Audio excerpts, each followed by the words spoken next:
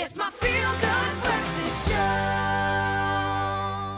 It's a Monday morning. Welcome back to your Feel Good Breakfast Show. So good to be in your company. Thanks for joining us. We're in the kitchen right now. And right now, look at this. Introducing this delicious BWELL Mediterranean spiced tomato dish. A great recipe to make and be enjoyed throughout the week as well. And whether it's for breakfast, lunch, or dinner, or even just used as the base sauce for a favorite pasta of yours, there's different ways that you can spin this one. And I can tell you right now, just from this distance from it, it smells amazing. It looks delicious. I think this could be what I'm doing this week, all week. Oh, so Yeah. you're not even doing it like for breakfast today? Just like how about every day? Why not? All right, so what do we need to make this particular dish? Okay, so I've got some one onion in this pan here. You Yes. can see they're screaming and thirsty for a little bit of more oil, so I'm gonna add some canola oil. They Yes. need a little bit more, so just turning up the heat. I've made them a beautiful golden color, so Yes. you wanna get it to that point before you add the rest of the ingredients. Okay, good. So we've got a red pepper that we've thinly sliced. You don't want it too thick because you want everything to cook down at the same time. And of course, if you want to know how to slice them that thin, you can of course look back at our knife skills live broadcast that we did on our Facebook page. It was absolutely brilliant. I still refer to it every now and then when I just need to like sharpen up on my technique. Okay. Brilliant way Nice, to yeah, so make yourself bad. feel like a chef, if you will. Thank you. Yeah, no, it's actually been doing really well. I'm very, very impressed. Okay. Okay. So that's gone in. Then we're going to add a little bit of garlic.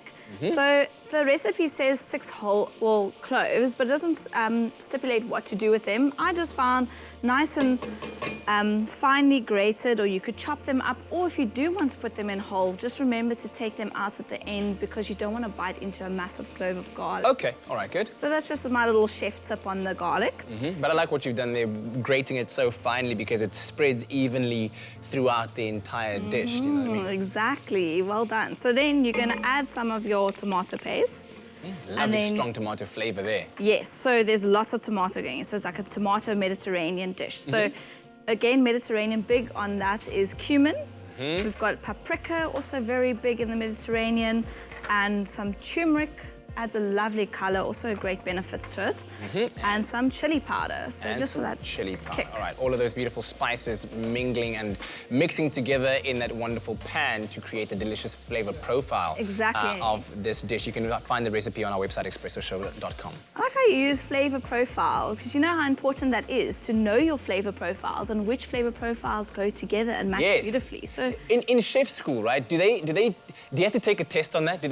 Is there like a book? yep. Oh. I will actually bring it to you one day. There's a whole chapter on flavor profiles when it comes to certain profiles, the smelling of it, pairing each profile with certain things. And you know, it's those daring chefs that get the flavor profiles, like they really push the boundaries and they get it right somehow. Wow. So yeah, that's once you know your flavor profiles, you can actually cook anything from your fridge. You're just like, hey, I know that tomato and cumin go well together. It's a Mediterranean thing. It's been done for years.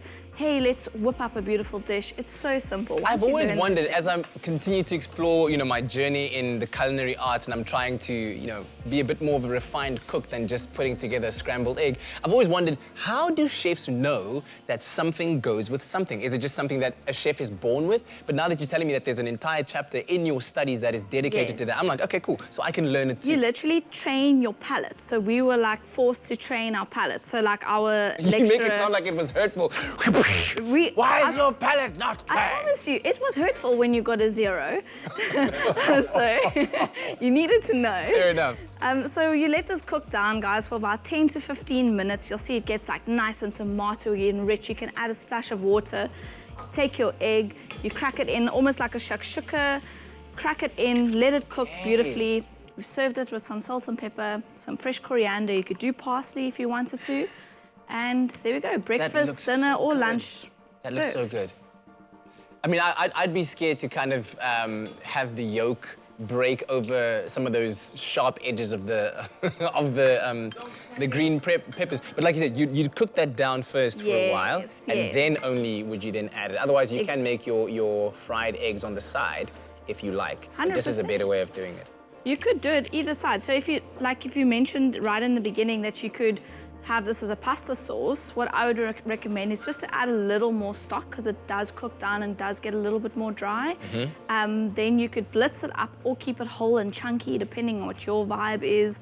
And you could serve it up with some pasta. Super simple. Wonderful stuff. Nicole, thank you very much.